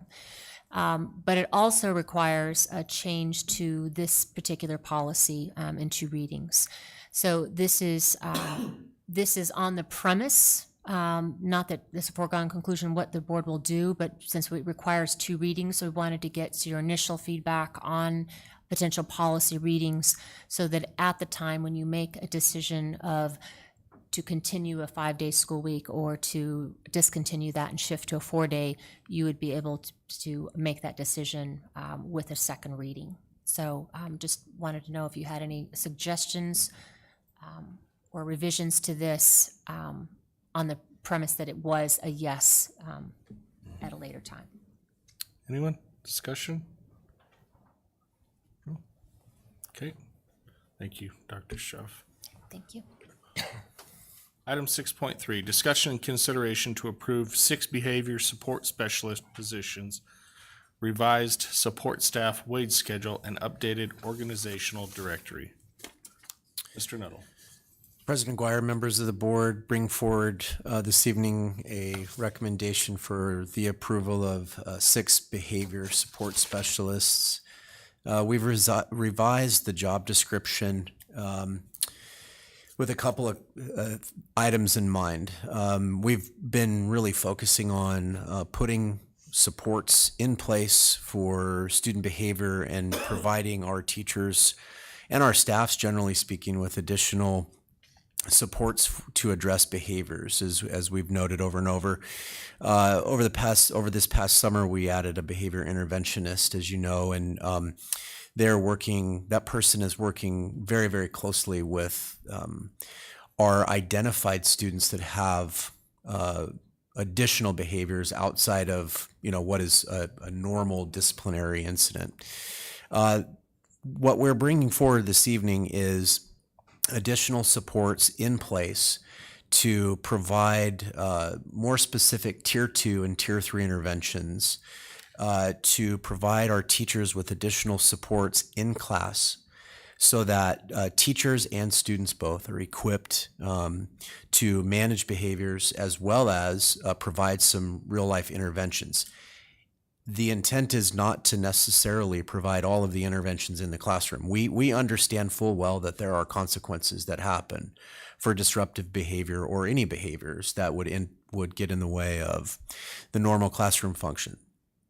Those consequences do occur, but what we want to try and do is we want to try and ensure that we equip students with skills and tools so that when they return, that they can be well equipped to manage those things. Interestingly enough, is that we embed job-specific trainings so that we can address particular needs for all of our employees within all of our employees in our school district. We have systems in place. We have technology training. These positions would work very, very closely with our behavior interventionist in terms of the skill sets required. It's also important to note that there are other people that would connect with our behavior intervention, our behavior support specialists, and that would be our newly invented and ever-evolving student success teams to go over school-wide expectations, school-wide procedures, things that are involved with PBIS supports, et cetera. Really and truly what we want to do is we want to make sure we have supports in place for students who are exhibiting accelerated behaviors so that we can support those students and those teachers to be better equipped in the classroom every day. So we anticipate that the funding, at least for this period of time, will come through ESSER 2 and ESSER 3 funds. I've described what the anticipated ESSER impact is. We had a behavior specialist position, and we feel after our comparisons with other school districts that we needed to modify a little bit more specific to this particular role, and so that's why I've included a black line and a strike-through document for your evaluation. These people will essentially work Monday, Tuesday, Thursday, Friday. Wednesdays would not be a work day for those folks, primarily because it's early, obviously, currently, right? Early release. And so the 6 campuses that would be supported would be Las Brisas, Freedom, Rainbow, Estrella, and Westar. The behavior interventionists would be housed and provide greater additional support at Liberty Elementary. So bringing forward that, be happy to answer any questions you might have. Questions? Could you tell me the campuses again, please? All but Liberty. All but Liberty. Mr. Parks? So the funds are ESRA funds, and I assume there's a time that these funds will expire. As we're running into budgetary over the next year, there's a few things I think that's important here, because a couple things are going to happen. I expect this to be a success, by the way.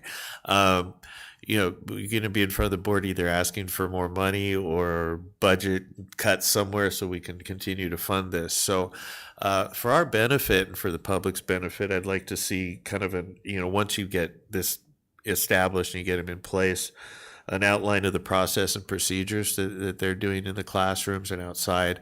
And if we could get some sort of monthly report of how this program's going so we can support this, because I would like to have those pieces saying, look, we're making progress here. Here's the proof of this progress.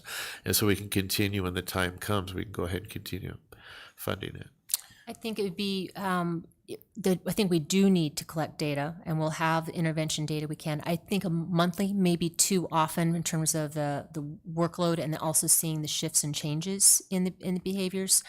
So I would recommend quarterly instead of monthly.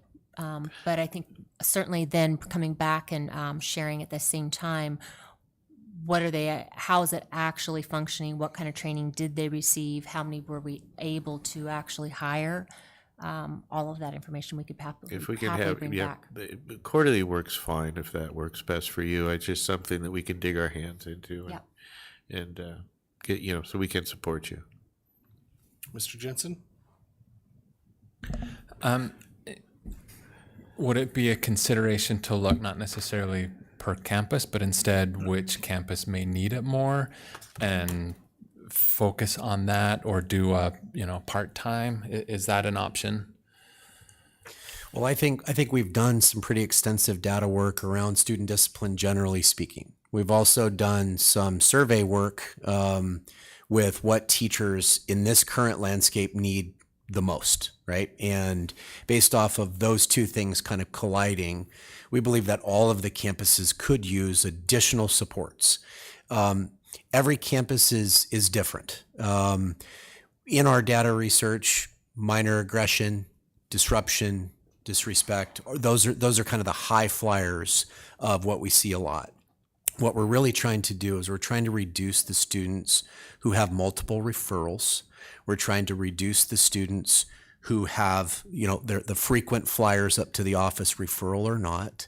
We're trying to add additional supports for teachers so that they can keep the main thing, and that's teaching, right? And we know that classroom management is a significant part of what they do. And I would suggest that after all of our students turn angels at the end of 2024, we would reevaluate all of our behavior supports at that point in time. I would also add, we know that it will be challenging to fill these positions.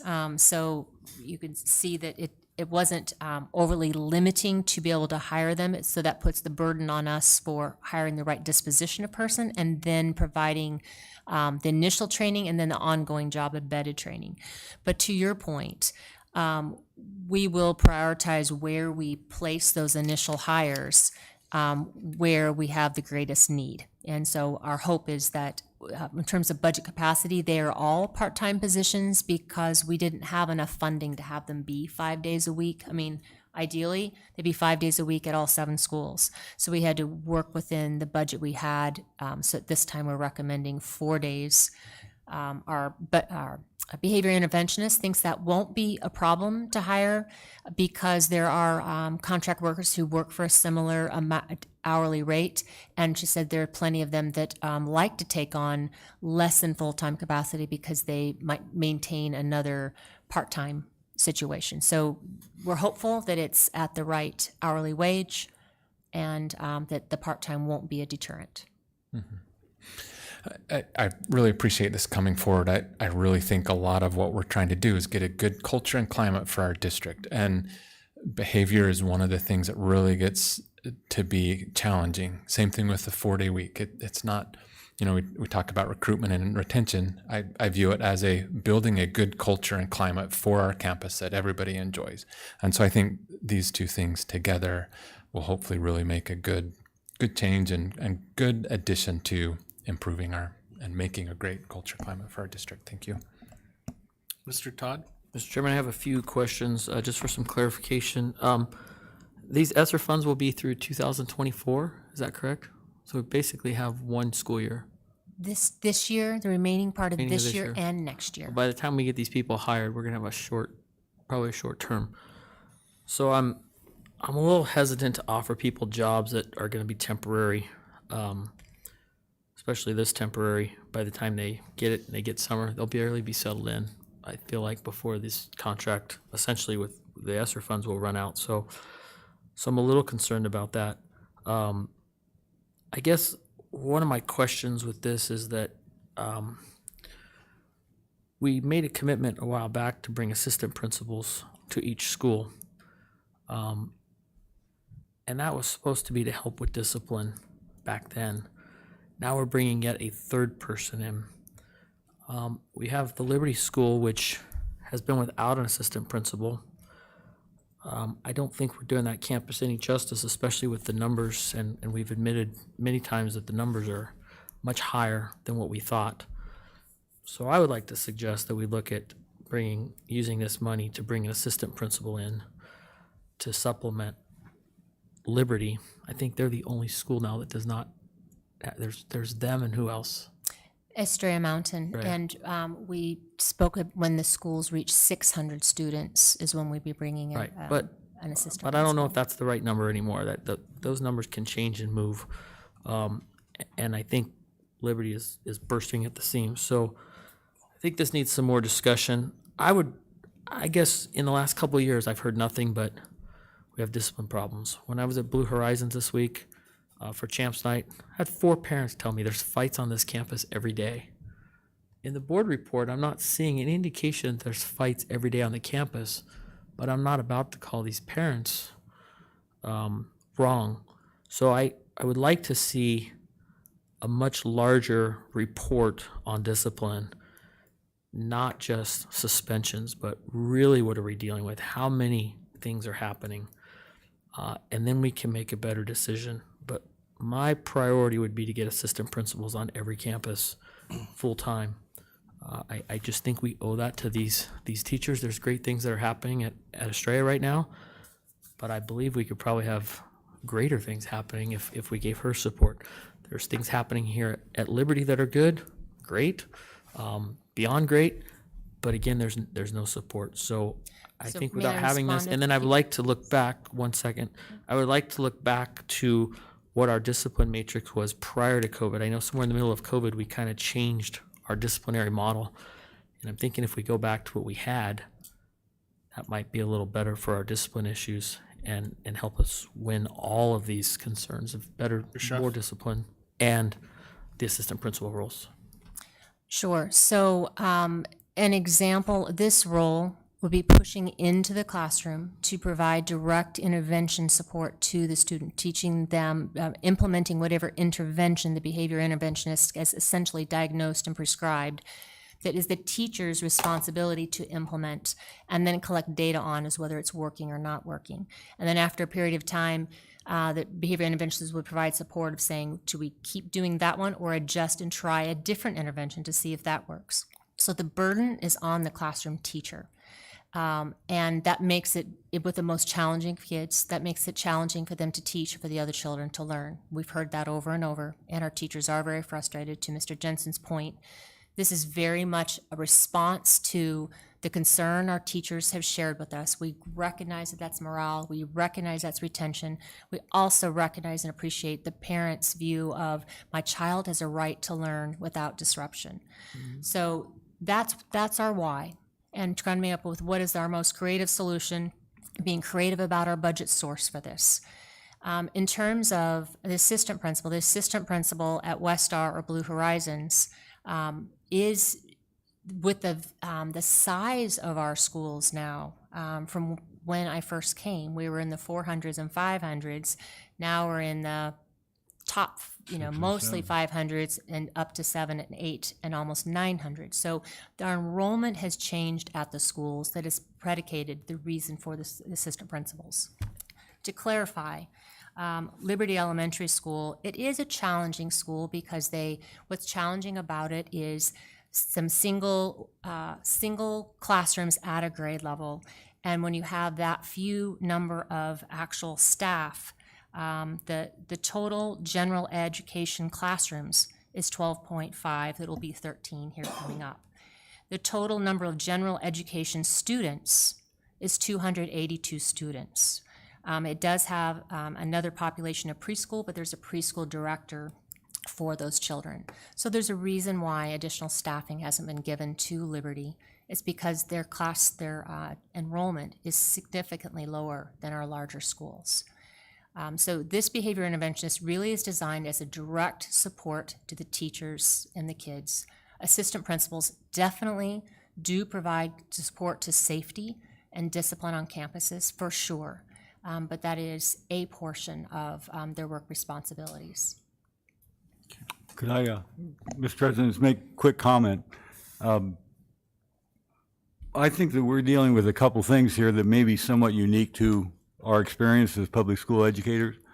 Coming out of the pandemic, certainly we've got learning gaps. There's no question about that. We can document that statistically. But I think we have other things going on. I think that we have lack of experience by students to be in a classroom. I think that's having a big impact on what we're seeing as far as behavior in a classroom. And something else that I think might even be a bigger impact is that we are depending upon teachers who may have a good, strong background in the content, but not a good, strong background in management. And so I think we're dealing with a couple different things. I am very much in support of this. Thank you. What we don't know is this just pandemic related, and we put these additional supports in place, and we return to some pre-pandemic typical discipline in the schools. So to Mr. Park's point is, if we're able to, fix this and provide the teachers additional support, they're getting additional training too by the types of interventions that are being utilized in their classrooms, then perhaps there's not a need for this ongoing. Or has the world and schools changed indefinitely, and we will be dealing with this, forevermore? We don't know the answer to that. To your point, Mr. Todd, about not liking to put positions in place for a short period of time, that's why we looked hard to make sure that we could go through this year and next year to have at least that assurance to people. We are a growing district. There is room to absorb these people, and in that short period of time, I sure hope to convince them to go on to become teachers after they get this skill set. I hope that they will, do an intern certification program at the end of their tenure with 1.5 years with us. So they're good points, but we are prioritizing.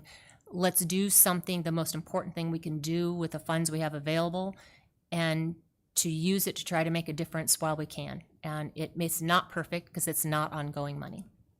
Can I get a clarification on something real quick? I was listening to what you were saying about teachers and reporting and interventions.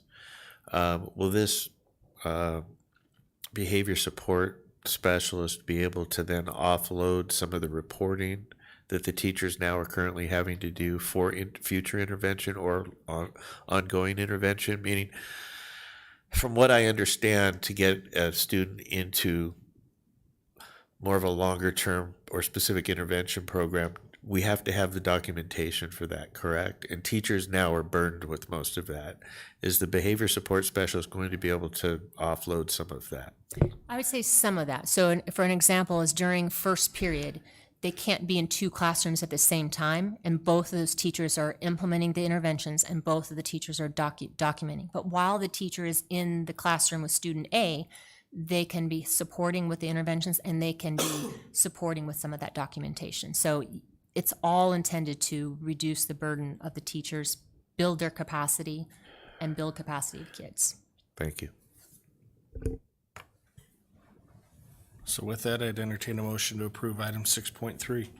Mr. President, I move that we approve the behavior support specialist position, support staff wage schedule, and the updated organizational directory. Second? So we have a motion and a second. All those in favor? Brian? Aye. Paul? Aye. Paul? Aye. Michael? Aye. I am also an aye, show that it approved unanimously. Item 7.1, board comments or agenda topic requests. Anyone have anything? Mr. Chairman, as previously mentioned, we were at Rainbow Valley this year. We heard from several parents. It seemed the common theme there was a lack of minutes on the IEPs, that we were behind.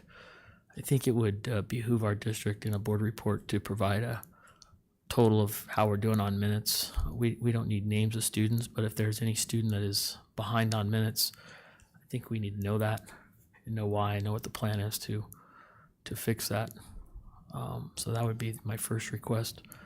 Secondly, I'd like to get a full report on the discipline referrals to principals and the outcomes, not just the suspensions, if you will, and perhaps look at our current discipline plan and look and see if we need to modify that to back to what we used to have or to something different. But the common theme everywhere is discipline problems. And for me, when I hear some of these things like I don't want to, I got to stop you, Michael, is we're right on that edge. If those are the things that you'd like, I can support those. As far as reports, can everyone else support that? Dr. Schuff, do you have those? Admin reports or board reports? Admin reports in a meeting or board updates? I'm indifferent to where, I mean, I guess it could be up to anybody. We could do it either as board reports or an admin report. Maybe as an admin report, because we hear this and the word gets out that there's a lot of problems. The report would show that. So for me, I can support either one. Michael? Yeah, let's go with admin. Let's just do it admin. Okay. Anyone else? So for me, I had two things. Like I previously discussed, I think that it would behoove us to have a work study session, and I think that November 10th would be the best time to have that. And if I could get support for that, I greatly appreciate that. I can support it.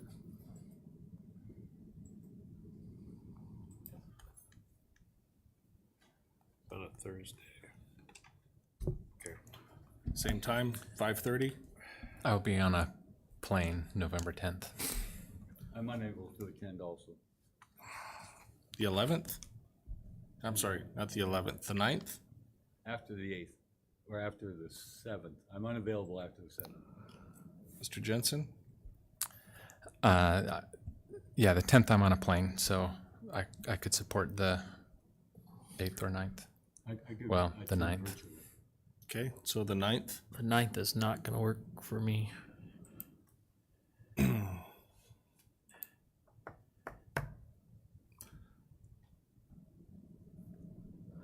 Brian, I'm not sure the 9th works for you either, looking at the meeting schedules.